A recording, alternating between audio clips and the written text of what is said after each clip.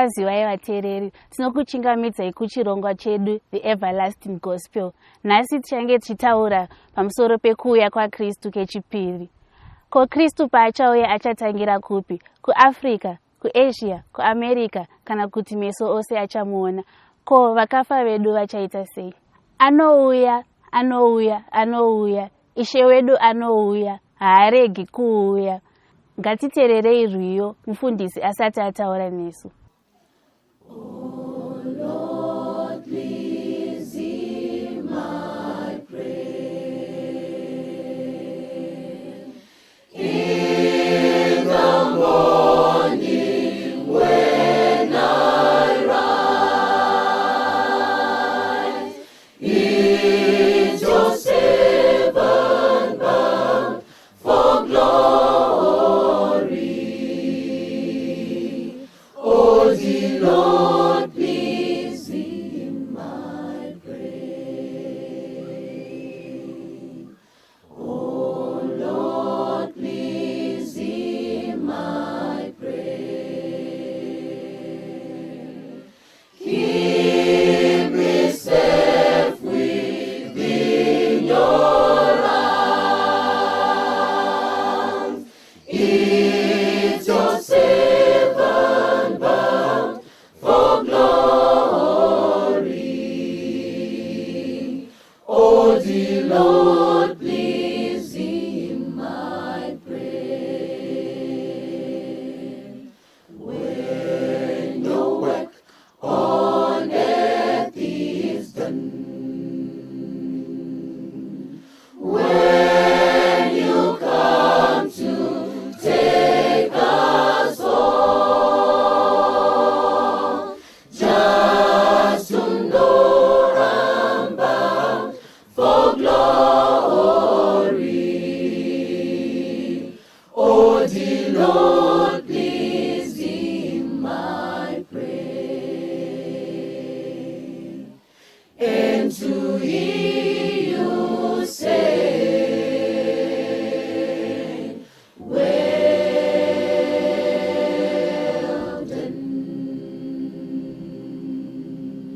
done with sin and sorrow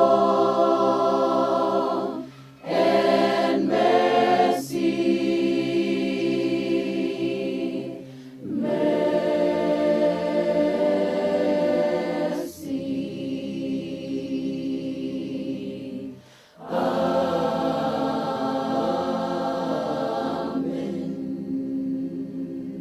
Makadii sangano dzvene raMwari. Toda kutenda Mwari nemukana waatitendera kuti tinzwe masoko ake. Bhaibheri kuna mapisarema 138 pavhesi 2, Dhavhidha anoti Mwari akasimbisa soko rake kupfuura zita rake. Isaiah chapter 40 pavhesi 8, Bhaibheri inotaura uswa hunooma, maruva anosvava, asi Mwari wedu zvaakatema zvinogara nekusingaperi. Kana ari Matthew anotaura denga nenyika zvichapfuura, asi masoko aMwari achagara nekusingaperi. Vana baba nana mai, masilabhasi anochinja, fashani inochinja. Vana baba vedu vekare vane mabhurukwa avaipfeka marivho, vana mai vakapfeka tererini, georgette, viscose. Zvese zvinopera, asi soko raMwari wedu rinogara nekusingaperi. Musoro wedu wenyaya unoti kudzoka kwaJesu Kristu kechipiri tichava nenguva yekuti tinamate. Baba wedu wekudenga, tinokutendai panguva ino, tinokutendai nemukana wamatipa kuti tidzidze pamusoro pesoko renyu. Zvekare makatiudza pachena kuti munodzoka nekukasika. Ivai nesu, mweya wenyu mutsvene utitungamirire patichatarisa nyaya yakanyorwa mukati mesoko renyu. Tinotenda kuti muchatibatsira, mutipe nzeve dzemwoyo. Nezita raJesu ndonamata, amen. Pano umwe mukomana wechidiki akanga ana ekta wake waaifarira zvikuru. Nerimwe ramazuva anowana bhuku raitsanangura pamusoro pezvakaitwa naekta wake. Anotanga pachapter 1. Chapter 1 inobuditsa ekta achipinda musango raityisa nekuvhundutsa. Ari kuenda pachikamu chechipiri akaona ekta wake ari kukomberedzwa nevarume vakanga vakasimba. Ndo varume vaya vakayamwa vakaguta, vana mutimba nyoka, varume vaitsiga mombe, mbudzi, hata vachipukuta ziya nemachongwe. Anoenda pachapter 3 but anoona kuti nyaya yake iyi yakanga isina kumira zvakanaka. Pachapter 3 actor wake anorohwa kuseri nekuseri. Anomhanya pachapter 4 anoona actor ari kurohwa nekudzumburudzwa kusvikira aita sekunge afa. Mukomana uyu anoshungurudzika mukati memwoyo. Anomboda kusiya kuverenga bhuku iri but anoti aiwa, regai ndiende pachapter yekupedzisira. Paakaenda pachapter yekupedzisira akashamisika kuona actor wake abengenuka. Actor wake ari kurwisana nana mutimbanyoka. Panopera chapter iyi anoona actor wake akurira. Saka mukomana uyu anoti ndazoona pane nyaya. Anodzokera kuchapter 1. Iye zvino anoverenga asingachatyi, achitarisa nyaya yakanga yaitika, achifara achiti no matter what may, chandinoziva ndechekuti actor wangu pakupedzisira achawina. Ndiri kuti kudii kwamuri vana vaMwari? Hondo yatiri kurwa iyi yakatowinwa kare naJesu. Iye chikukutsira chedenga, nyama tsatse inopenya, mudzi werudzi rwaDhavhidha, akarova Satani home and away. Don't worry, zvingangodaro zviri zvirwere, kufa, kufirwa, takatowina kare. Mubhuku raDaniel chapter 2, Daniel anomiswa pamberi pamambo Nebhukadhinezari. Mambo Nebhukadhinezari vane hope dzavakanga varota vakakanganwa. Chapter 2 inotaura vanodaidza n'anga dzose dzemubhabhironi, varoyi, vafemberi, vachenjeri, kuti vamuzivise number 1 zvaakanga arota iye mambo Nebhukadhinezari. Number 2 kududzirwa kwazvo. Varume ava vanoenda pamberi pamambo vanoti, imi mambo, tiudzei zvamakarota tigozvidudzira. Mambo anoti, no, varume muri papeiro, mwaka mumwe nemumwe, mwedzi mumwe nemumwe, mune muhoro wamunowana. Mukasandizivisa zvandakarota nekududzirwa kwazvo, mafa mese. Daniel anokumbira nguva yekunonamata kuna Mwari wekudenga.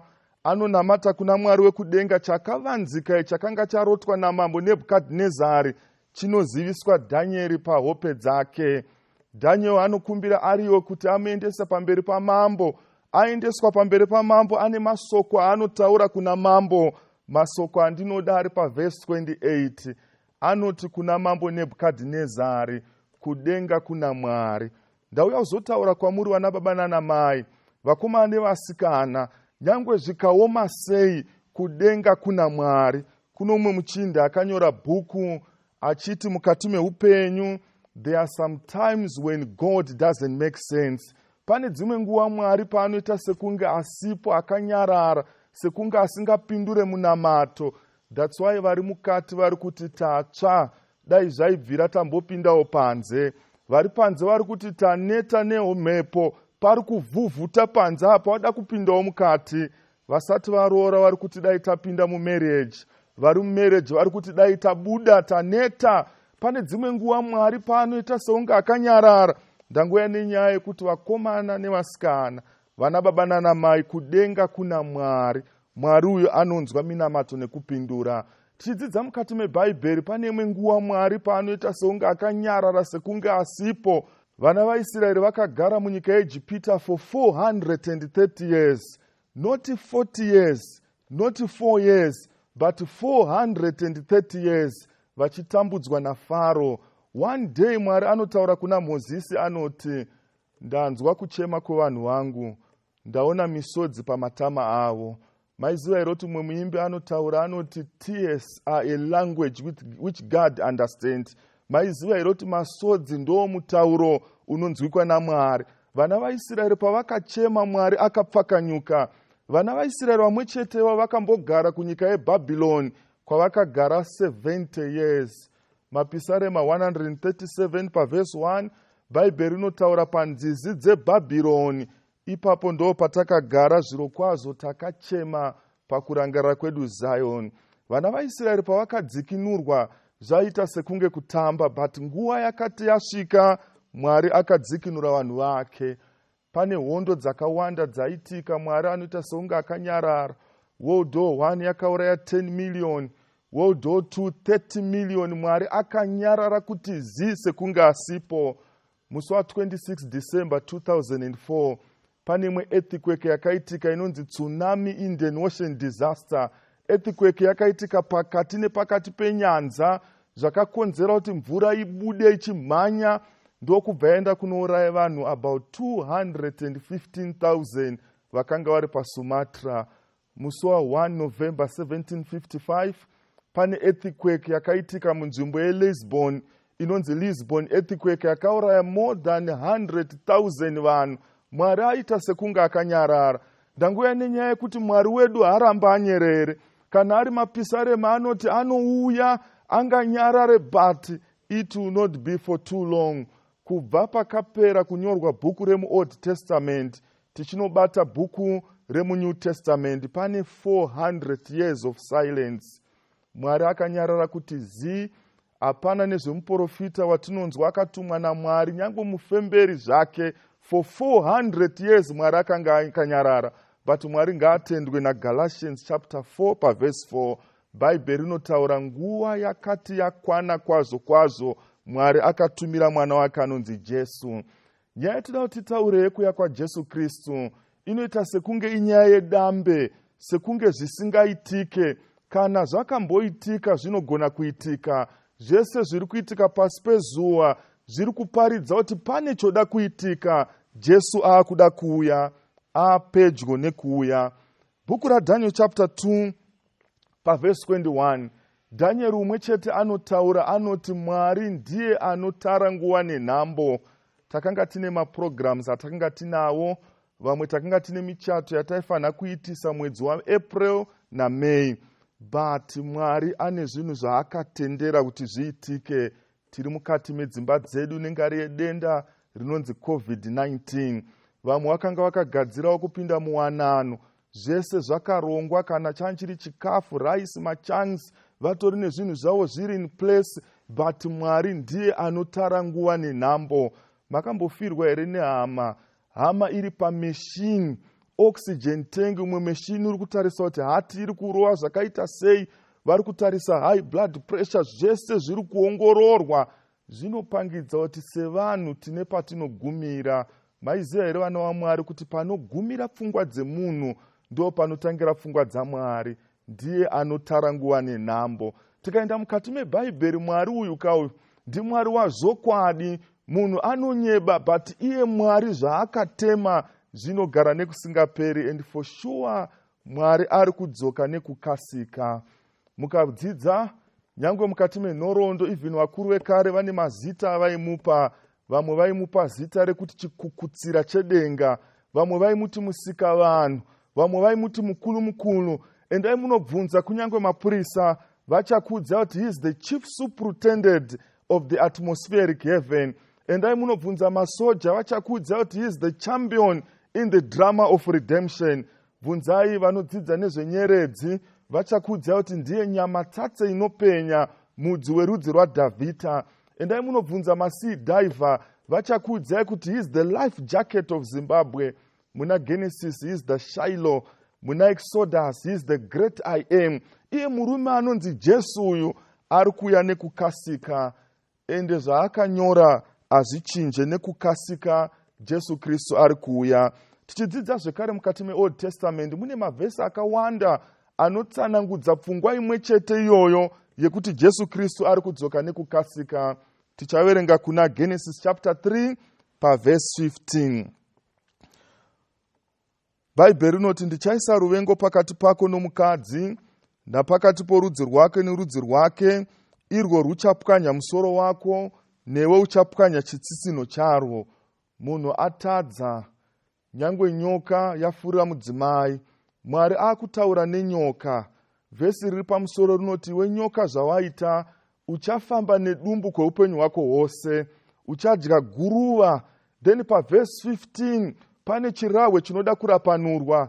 Soko raMwari rinotaura, iwe nyoka zvawaita izvi, ndichaisa ruvengo pakati pako nemukadzi, nepakati perudzi rwake nerudzi rwako. Nyoka iri kunzi ichapwanya chitsitsino. But pane good news pavhesi apa. Nyoka nyangwe ikapwanya chitsitsino, don't worry, tinotatarika kusvikira tasvika kumba. Kune vamwe vaitora gavi, vamwe vaishandisa madota kubvisa poison yenyoka. Vanhu vakanga vane nzira dzavaita, munhu aitatarika bedzi kusvikira asvika kumba. but iyo nyoka iri kunzi icharohwa musoro. Kana chinhu chinge charohwa musoro hakuna kwachinoenda. Pano ruvengo ruripo pakati penyoka nemunhu. Munhu wese anopinda musango pane chinhu chaasingadi kuona inyoka. Nyoka zvekare haidi kuona munhu. Hakuna mhuri inoti mumba kana mapinda nyoka voti aiwa takumbonorara taneta tichazoona nezvayo mangwana. Hakuna munhu anovata. Munhu wese anomeka sure kuti nyoka yarohwa musoro. Kana ichinge yarohwa musoro vanhu vanorara zvakanaka. Why Mwari akazvitaura. But chirahwe chiri kutaurwa nevhesi iri pari kunzi pane mbeu yemukadzi, seed of a woman, ichauya yonopwanya musoro wenyoka. Jesu Kristu akauya pamuchinjikwa nemasoko anotaura anoti it is finished. Zvaireva kuti akanga ari kundonopwanya musoro wenyoka. But nyaya yatiri kutaura yezvekudzoka kwaJesu kechipiri inyaya inobuditsa pachena kuti Jesu paari kudzoka ari kuzopwanya musoro wenyoka kekupedzisira. Tichienda kuna Jude chapter 14, nyange umwe murume uya wekufamba naMwari ane zvaanotaura pamusoro pekuuya kwaJesu. Jude chapter 14 anoti Inoki wechinomwe kubva kuna Adhamu akaprofita ivavo achiti tarira Ishe wakauya navatsvene vake. Vhesi riri pasi rinopangidza kuti pane kutongwa kuchaitwa kunyama yose inorarama pasi pezuva. Zvinopangidza kuti Jesu ari kudzoka. Vana vaIsraeri vane mutambo wavaita zvekare weJubhilii. Zvaitika ndezvoti munhu aiti akatengesa zvinhu zvake neurombo, atengesa munda azvitengesa, aimirira gore reJubhilii. Gore reJubhilii raiti kana rasvika munhu aidzoserwa kune zvinhu zvake. Chirahwe chiri panyaya yemutambo uyu chakanga chiri chekuti Adhamu akatengesa munda, haana kuzvitengesa bedzi, akatengesa kunyange nemunda. That's why isu vanhu vari pasi pezuva hatina kumira pafenzi, takarerekera kuchitema, tinoda nyasha dzaJesu. So mukoma Manuel vauya anova Jesu akatenga munda, haana kutenga munda bedzi, akatitenga isu kubva kusimba rewakaipa. Pane hope yekuti very soon Jesu ari kuuya kuzodzikinura vakaita kuda kwake. That's why First John 3 verse 2 achitaura vadikani, zvino tiri vana vaMwari uye zvichigere kuradzwa tichazovei. Chatinoziva ndechekuti kana achizooneswa tichafanana naye, zvekare tichamuona sezvaari. Kune vanhu vane kambo kavanoimba hanzi dai Jesu aionekwa taizotaura naye. Pane good news dzekuti pachauya Jesu paJubhilii apa Jesu tichamuona sezvaari, kwete kumuona sezvaari bedzi, but zviri kunzi tichafanana naye. Which means zvese zvinhu zvatisingafarire zviri patiri, pane hope yekuti Jesu kana achinge auya tichafanana naye. Panguva ino tichatora mafemo tichimbopiwa kambo.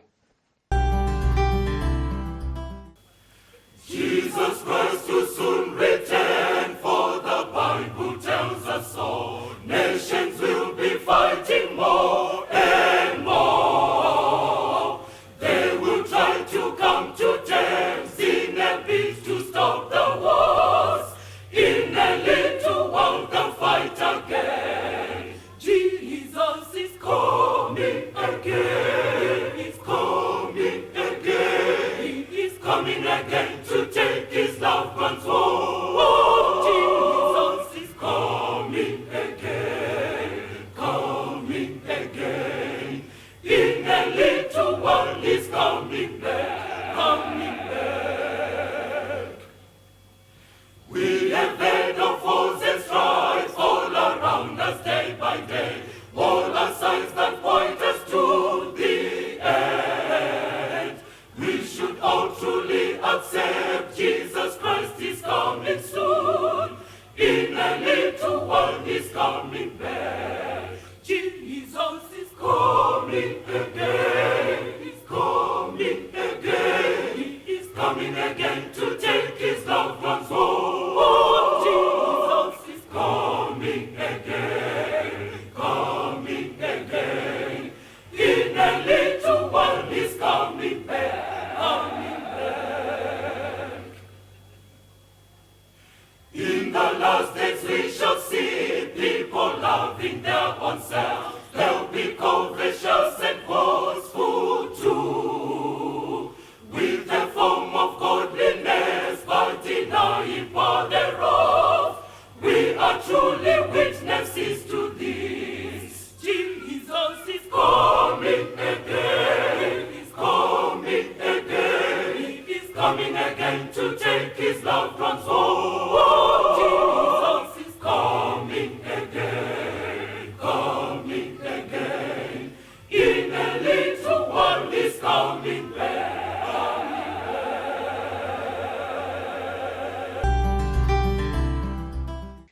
Toda kutenda Mwari nekuimba kwakanaka kwaita vaimbi.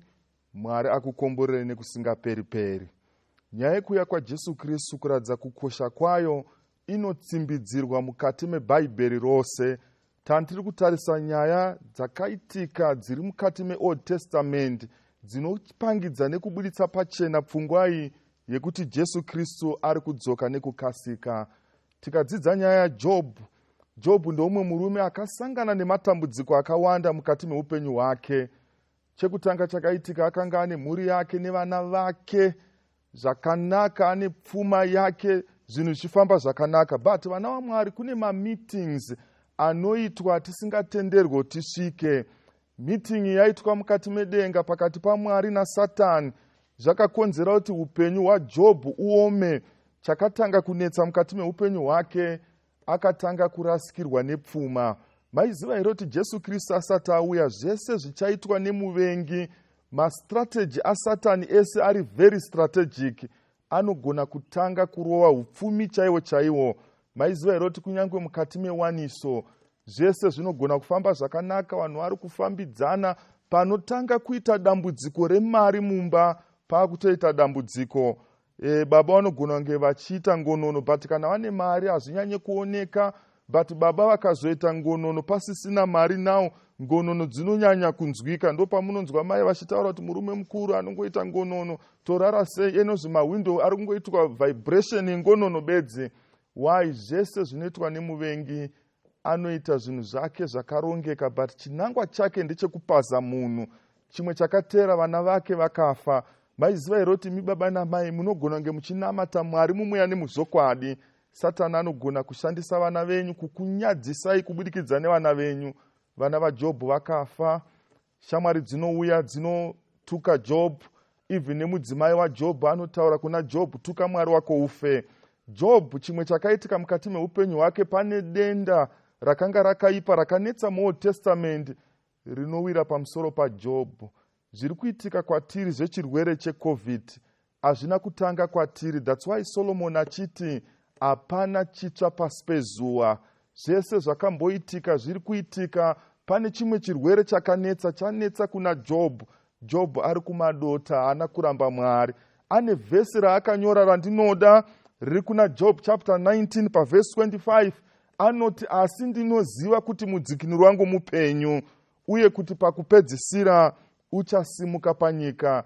Murume uyu anonzi Jobhu akararama kare kare Jesu Kristu asati auya, but ane hope yaari kupa vanhu vari kurarama nhasi. Don't worry, ari mukati mematambudziko. Mudzimai asiri pedyo, shamwari dzatiza, vana vafa, zvipfuwo zvese pasisina. Ane hope yaari kutaura, ari kuti ndinoziva kuti mudzikinuri wangu mupenyu. Tichinotarisa bhuku raDhaniel, rinotaura zvekare pamusoro pekuuya kwaJesu. Iye Daniel ari pamberi paNebhukadhinezari, anoti kuna mambo, zvamakarota izvi ndezvemazuva ekupedzisira, but musoro wamakaona wegold uyo waimirira umambo hweBhabhironi kutanga pana iye Nebhukadhinezari. Saka umambo hwekutanga kubata pasi rose wakanga uri umambo hweBhabhironi. Wakatonga from 605 to 539 BC. Ndo wakatongwa naiye Nebhukadhinezari, ukatongwa naBhelshazzari. Umambo hwechipiri wakanga uri umambo hweMedo-Persia, uri kumirwa nechipfuwa nemaoko esirivheri.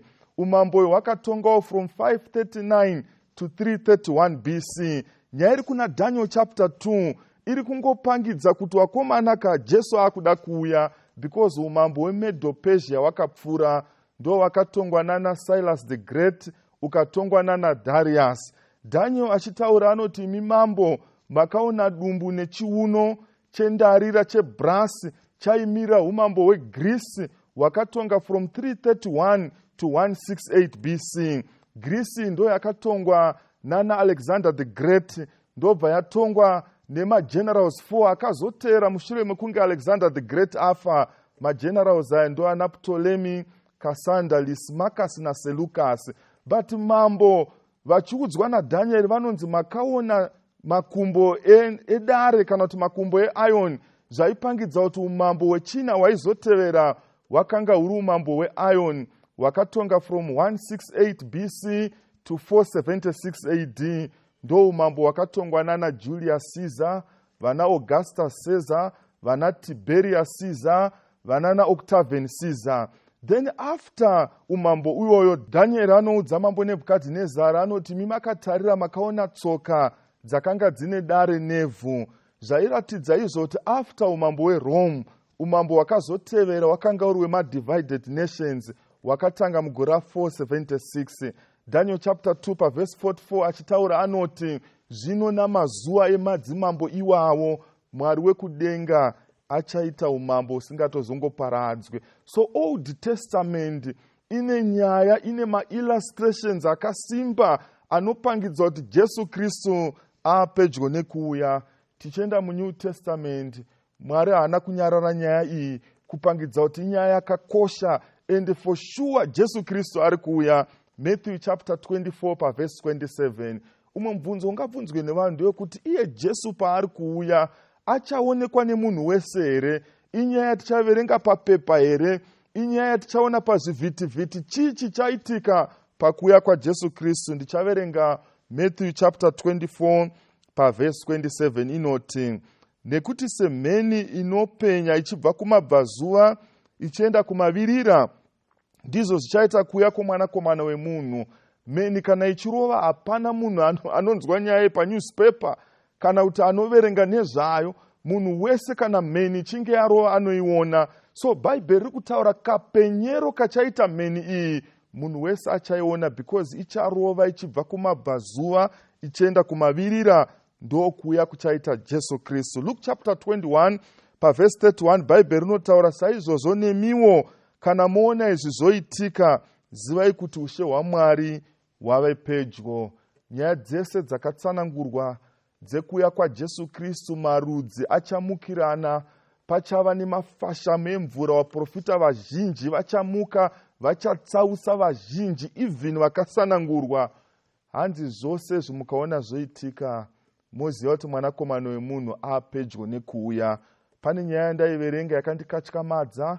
Before tsunami Indian Ocean disaster yakaitika musi wa26 December 2004, yatatsanangura nezvayo paBoxing Day, some 3 weeks before, vanhu vakashamisika kuona mhuka zhinji dzaigara pedyo dzichienda kure, dzimwe dzichitorana vana nevazukuru dzichienda kwakakwirira.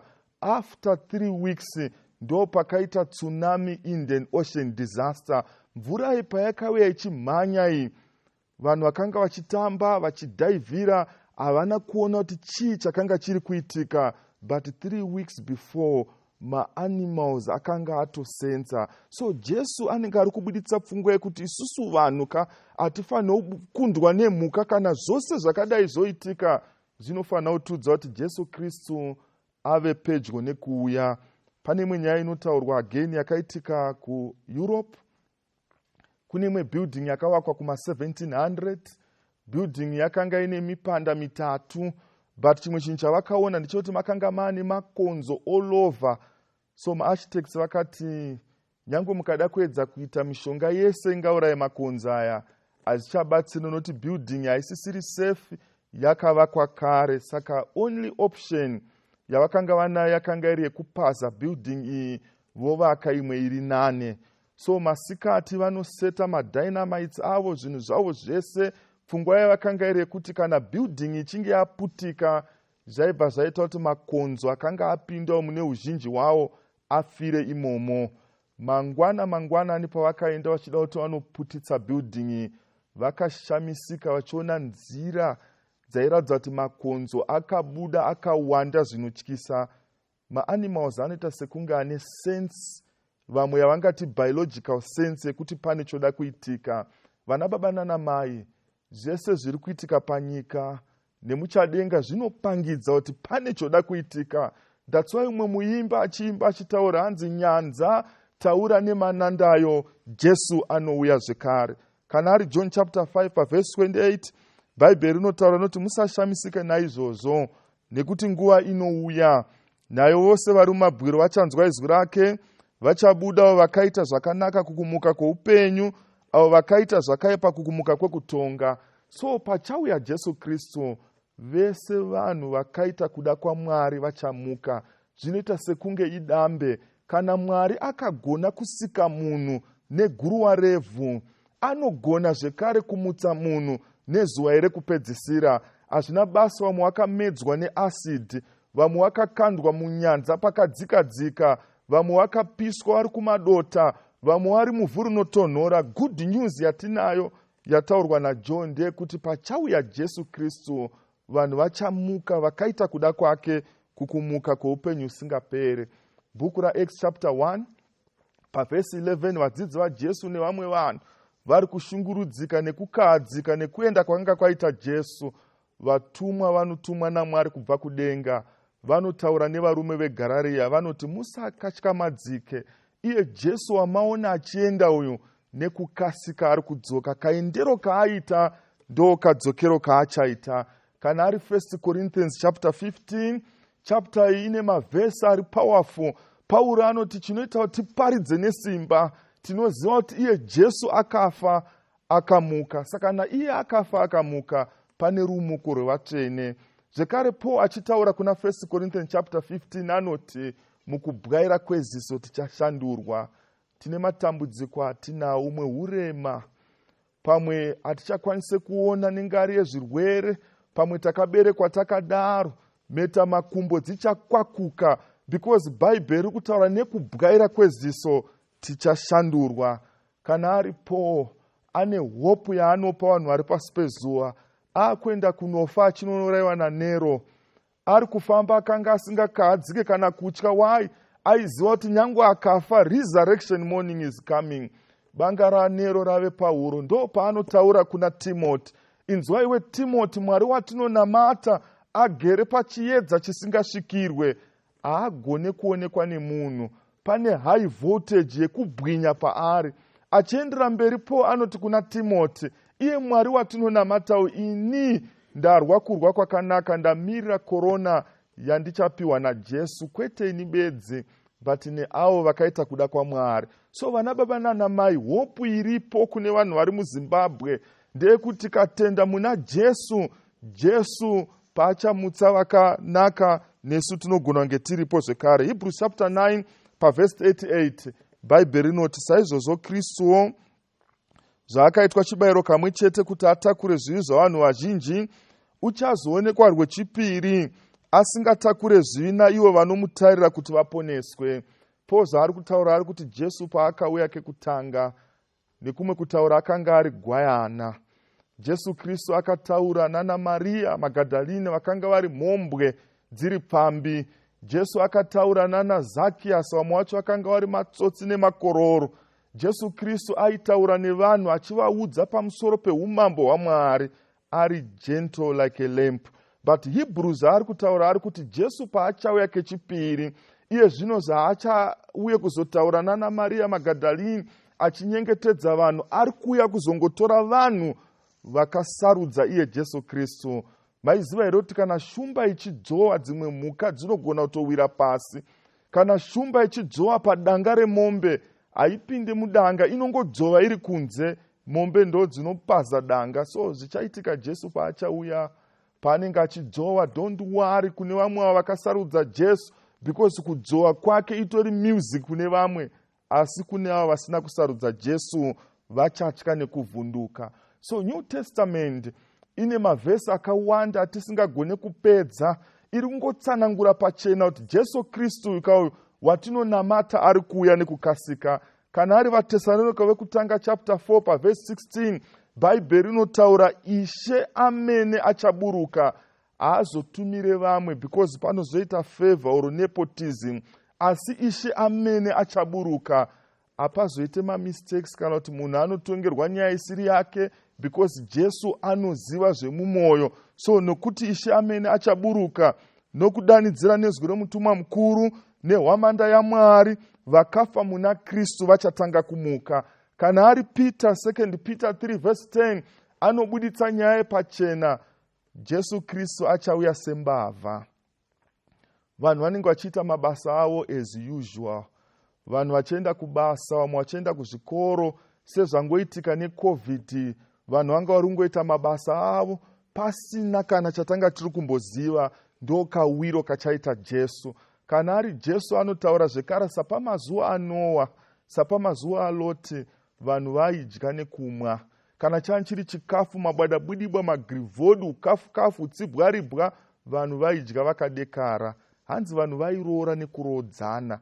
Ndo zvichange zvichiitika mazuva ekupedzisira, zvekuti bhatiri riya rinonzi harichengete moto wefoni richange richitochengeta moto zviri nani than mamamarriages.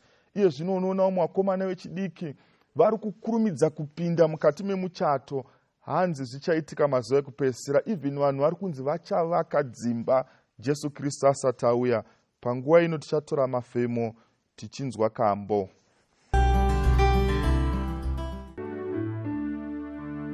Lomutewera kwezeko ndadzidza kumusimbira ndotondera kundifira pamchinjiko weKalvari Jesu wanditsungamira rwendo rwese nguva dzese ari shamwari yeini tinotondera Kalvari ndofarira mtemo wake ndoda nditsungamire rudo rwake rwakanaka rwayereswa paKalvari Jesu wanditsungamira rwendo rwese nguva dzese ari shamwari yeini tinotondera Kalvari ndinofamba ndisingatyi ndofara naKristu pedyo ndosimbira ndichawana shamwari yepaKalvari Jesu wanditsungamira rwendo rwese nguva dzese ari shamwari yeini tinotondera Kalvari.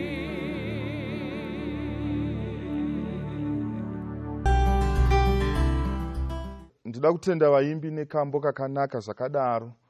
Tandiri kutsanangura pamusoro penyaya inotaurwa naJesu yekuti iye asati auya, zvakaitika mumazuva aNoa, zvakaitika mumazuva aLoti, ndo zvimwe chete zvichaitika mazuva ekupedzisira. Umwe munyori achitaura anoti kana Mwari akasaparadza nyika inoika, anofanira kuregerera vakararama mazuva aLoti nemazuva aNoa, because zvivi zvatakuita mazuva ano ekupedzisira zvasophisticated, zvinopangidza zvatonyanyisa kuipa kupfuura vakararama kare. So Mwari akasatiparadza anofanira kuregerera vakaparadzwa kare ovamutsa, because tatova kumberi nezvivi. Tandiri kutsanangura nyaya yekuti mazuva ekupedzisira sezvaitika mazuva aNoa Loti, vanhu vaimwa, vaidya, vairoora nekurodzana. Iye zvino unoona kamukomana kadiki diki chaiye kaitaura kuti pastor ndoda kuroora. Ndoti mukomana katinofanira kuti nguva yekuti tidzidze pamwe chete tichipanana shwiro dzeupenyu. Unotonzwa aitaura kuti pastor, if I don't marry this one I'll die. Ndikasangoroora ubedzi pastor ndinofa. Kuti aiwa, take your time.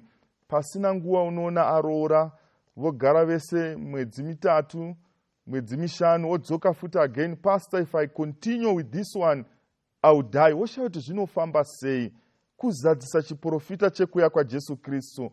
Unoona vanhu vanoroorana zvakanaka, zvinhu zvichifamba zvakanaka, pasina kana maminutes unonzwa mai vakutaura, inini ndikaita mhandara, inini handingaroorwe nezurume rakadai, ndaifunga ndakawana dhiya, ndaana dhiabhorosi kumba uko. Unonzwawo zvekare baba oya, inini ndikaita jaya, inini ndaisazoroora gadzi rakadai, so ndiri kufunga ndine wife kumba ndine knife. Zvinhu zvemazuva ekupedzisira. Bandangu zongotaura kuti chinhu chinodikana panyaya yekuuya kwaJesu Kristu kuramba tiri pedyo naMwari, nekuti zvese zviri kupangidza kuti Jesu Kristu akuda kuuya. Zvakazaurwa chapter 1 paverse 7, Bible rinotaura, tarirai anouya nemakore, meso ose achamuona, kunyange naivo vakamubaya, marudzi ose enyika achachema hongu amen. Zvazvinoreva vana baba nana mai, vakomana nevasikana, vaya vakauraya Jesu Kristu, pane rumuko ruchaitika kuti vamuone Jesu Kristu achiuya nemakore edenga kuzadzisa zviya zvaakataura kuti muchaona mwanakomana wemunhu achiuya akagara kurudyi rwababa. Ndanguya zongotaura vakomana nevasikana vana baba nana mai, Jesu Kristu ada kuuya, pane choda kuitika. Old Testament yakazara nemavhesi ekuuya kwaJesu. New Testament ine mavhesi akawanda atisingagone kupedza zuva ranhasi, but chokwadi chiri apa vana baba nana mai, Jesu Kristu ada kuuya. Tikaenda kumareformers, varume ava chavaita kuti vaparidze vakasimba, vasingatye kana kuvhunduka, vaiziva kuti no matter what may, Jesu Kristu ari kuuya nekukasika.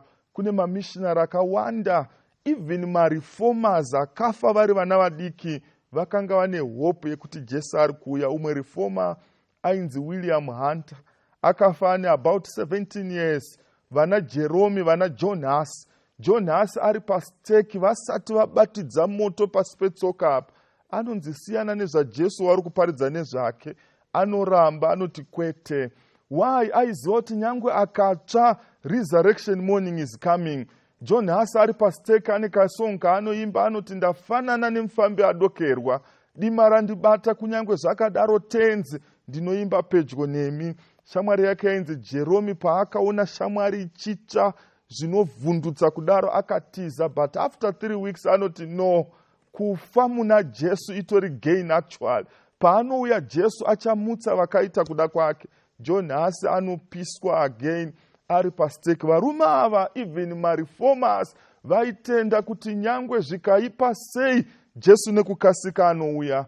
What about mamissionary? Chakavasunda kuti vabve mhiri kwemakungwa vauye kuno kuzoparidza soko rakanaka zvakadai. Vaida kuudza vanhu vakanga vari kuma-aborigines, kune nzvimbo dzakatenderedza pasi, kuti vakomana, muchinda urigara anonzi Jesu Kristu ari kuuya. Vamwe vacho information yaitouya kuti varume, kwamuri kuenda kune malaria, kune tsetse fly, kune shumba, hakuna marodhi akanaka, but chaivapa simba rekuti vauye kuno. Vamwe vakabvarurwa neshumba vari muAfrica, vakanga vane hope yekuti nyangwe tikafaka, resurrection morning is coming. Masongs akawanda akaimbwa ari mumahymnbook, varume ava vainyora, ende focus yavakanga vanayo pamasongs aya yakanga iri yekudzoka kwaJesu Kristu. Umwe mukadzi akaimba masongs akawanda anonzi Fanny Crosby. Mamwe masongs aakaimba anotaura pamusoro pekuuya kwaJesu kwechipiri.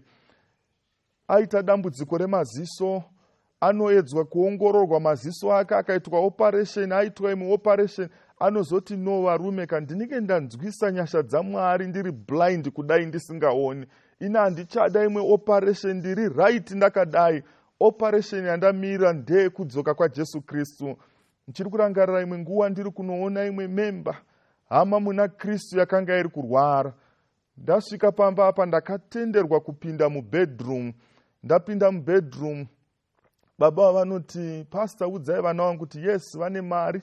Ndaitwa maoperations anenge 6. Udzai vana vangu pastor kuti ini ndaneta, handichade imwe operation. Baba vakanga vachirwara necancer. Vanoti, pastor, udzai vana kuti inini ndamira operation yaJesu. Hazvina kutora mazuva 2 baba vanofa. Vane tariro yeoperation yaJesu yavaiti kana Jesu achinge auya tichashandurwa mukubwaira kweziso.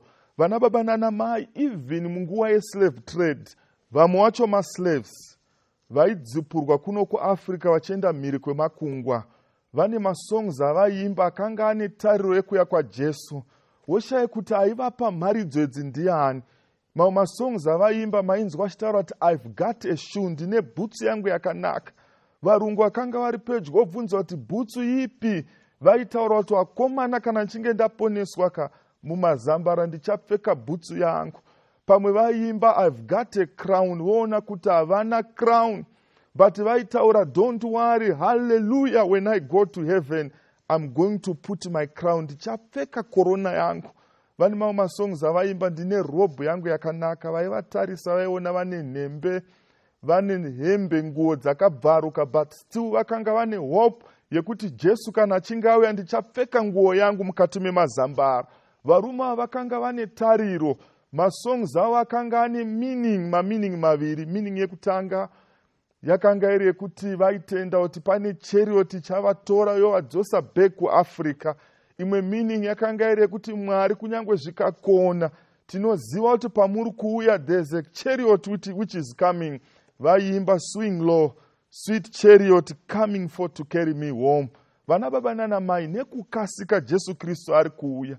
Varume ava vakanga vane kutenda ende Mwari haafi akanyatsa kutenda kwevarume ava. So nanguya uzongotaura kuti vakomana kachikukutsira chedenga anova Jesu apedyo nekuuya. Bvunzai Ezekiel anokuudzai kuti he is the wheel in the midst of a wheel. Bvunzai Daniel anokuudzai kuti he is a fourth man. Bvunzai Proverbs anokuudzai kuti he is a friend who sticks closer than a brother. Murume anonzi Jesu apedyo nekuuya, haambonyadzise vanhu vakawanda. Ndanguya uzongotaura kune vanhu vanoshanda mimigodhi. Jesu Kristu akuda kuuya. Ndanguya uzongotaura kune vanhu vanogadzira marodhi, makapeti, nevaya vanofamba vachitaura kuti tiri kutengesa cobra. Vakomana, basa redu rakunonopera, because kwatiri kuenda uko tichanofamba pamusoro pegoridhe. Ndanguya uzongotaura kune avo varume vanoshanda kunobikwa mvura, vane migodhi, vanotengesa mvura yemubhodhoro. Ndanguya uzongotaura kuti basa renyu rakunonopera varume. Kwatiri kuenda uko tichanomwa mvura yeupenyu inodzatuka ichibva pachigaro chaJesu Kristu. Ndanguya uzongotaura kune masea diver, basa renyu rakunonopera. The life jacket anova Jesu Kristu akuda kuuya. Ndauya uzotaura kunesu mapasta, basa redu rakundonopera vakomana. The true pastor, the high priest after the order of Melchizedek anova Jesu Kristu akuda kuuya. Ndauya uzotaura nemasoja, basa redu rakundonopera vakomana. The champion in the drama of redemption, the commander of the armies of the Lord is coming. Ndauya uzotaura nemapurisa, vakomana, basa redu rakunonopera vakomana. Jesu akuda kuuya. The chief superintendent of the atmospheric heaven anova Jesu Kristu akuda kuuya. Ndauya uzotaura nemaelectricians, basa redu rakunonopera vakomana. Jesu Kristu akuda kuuya. The electricity of revenge akuuya Jesu. The step down transformer, Jesu Kristu akuda kuuya nekukasika. Ndanguya uzongotaura kune munhu wese ane basa raanoita, kana ari maticha ka. Ndanguya uzongotaura kuti basa redu rakunonopera vakomana. The true didaskalos anova Jesu akuda kuuya. Ndauya uzotaura nevamabhazi, vendege, vemachovha mubayiwa, basa redu rakunonopera vakomana. Hanzi the old Negro spiritual, swing low, sweet chariot coming for to carry me home. Jesu akuda kuuya vakomana. Zvepanyika nekukasika zvakuda kupera. That's why muimbi umwe achitaura, ndabvunza zvepasi nezuva, nguva iri kundonopera, Jesu anouyazve. Umwe muimbi anotaura, nyanza taura nemanandayo, Jesu anouya zvekare.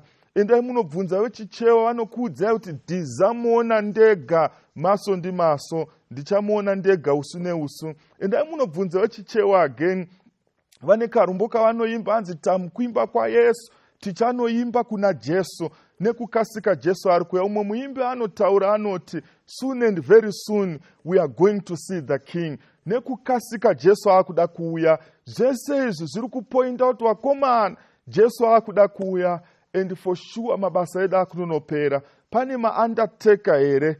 I'm sorry, basa renyu rakundonopera, because the uppertaker anonzi Jesu akuda kuuya kuzotora vanhu vake. Nekukasika Jesu akuda kuuya. Kana ari zvakazarurwa 1 verse 7, abuditsa pachena nyaya.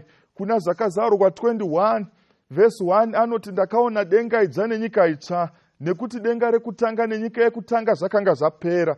Which means nekukasika zvenyika inoika zvakunonopera, nekuti earth ino haichakwanise kusustain vanhu vose. Rimwe ivhu harisisina chikafu chakakwana kuti chifidhe vanhu vese. Zviri kuitika munyanza umu, zviri kuitika mudenga, zviri kupangidza kuti Jesu Kristu akuda kuuya. So imwe surprise Jesu Kristu asati auya ka. Imwe yacho ichaitika surprise ndeyekuti vakomana kati akutonoponeswa kaisi zvokuti vamwe vanhu vachazvitswinya kuti idi here kuti vakomana taakutonopinda mumazambara.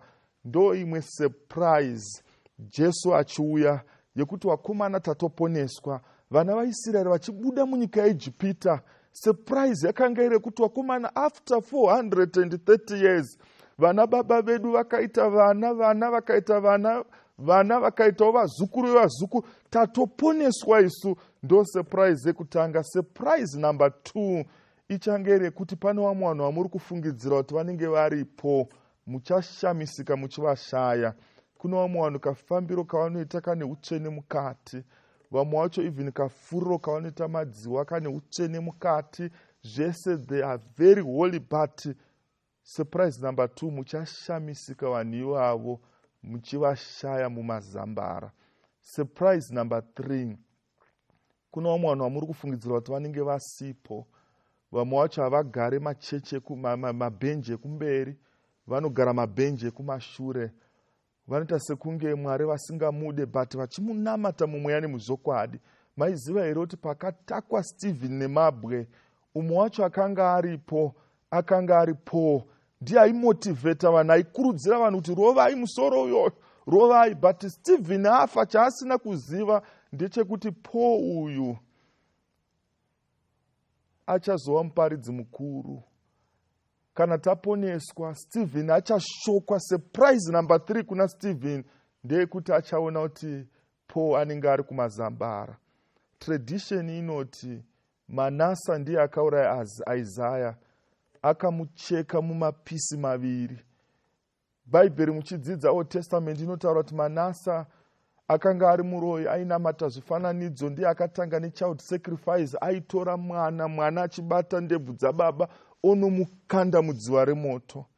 Surprise imwe chaitika kuna Isaiah nevamwe vose vakafa nengari yaManasa. Vachashamisika vachiona Manasa arimo mukati memazambara. Ndo surprise yechitatu. Inzwai vana baba nana mai, inini yandinoda hangu number 1 yekuti no matter what may I want to be there. Umwe muimba achitaura anoti pacharira tsuri ndoda nge ndiripo. Tine mablunders akawanda atakaita. Vamwe taifanira kunge takapasa pamwe zviri nane kupfuura zvatiri. Taifanira kunge takawana zvimwe zvinhu zvataifanira kunge tinazvo. Pamwe takakundikana kuita zvimwe zvinhu, but pane mablunders ese iwawo. Iyi blunder ikai ina I don't want kuimisa. Inini I want to be there panoya Jesu. Ndoda kunge ndiripo. Panguva ino tichatora mukana wekuti tinamate, ngatinamatei. Baba wedu wekudenga, tinokutendai nekurapanura kwamaita chirahwe kubva muOld Testament, New Testament, chinopangidza kuti maapedyo nekuuya. Kunyange mareformers, mamissionary, maslave trade, vanhu vese ava vanoparidza pachena kuti mimaapedyo nekuuya. Imi pamuchatsemura gore, chikonzero wai tiri kunamata, toda kuti tinge tiripo. Chibatsirai vakomana, vasikana, vana baba nana mai, kuti mafambiro avo, mapfekero avo, madyiro avo, zvose zvikufadzei mitenzi. Tinotenda nokuti munamato munonzwa nekupindura. Nezita raJesu ndonamata. Amen. Kune vanoda kudzidza Bhaibheri, vane mubvunzo, vanoda munamato pamusoro pechidzidzo ichi chekudzoka kwaJesu kwechipiri, makasununguka kufona panhamba dzinoti 0775 460 175 kana kuti 0716 452 086. Mwari akukomboreni kusingaperi. Amen. How sweet are the tidings that bring the pilgrim see, as he wanders in exile from home. Soon will the Savior in glory appear, and soon will the kingdom come. He's coming, soon I know. Coming back, he's coming back, he's coming back again, and the weary pilgrims will to go.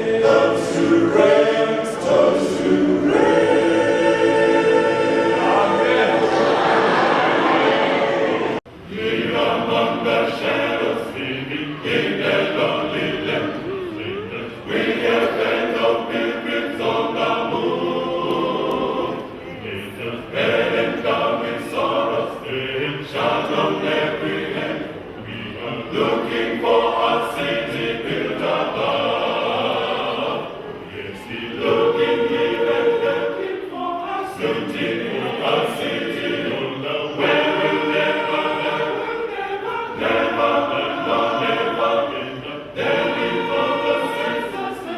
yes, we hold the mirror, we will never say goodbye. Say goodbye, no never. Yes, and when we gather there, we'll meet us ourselves, glory, and we know we'll meet. Spread to all around, and we pray in God. Spread in the most spirit of one, come on, here we come.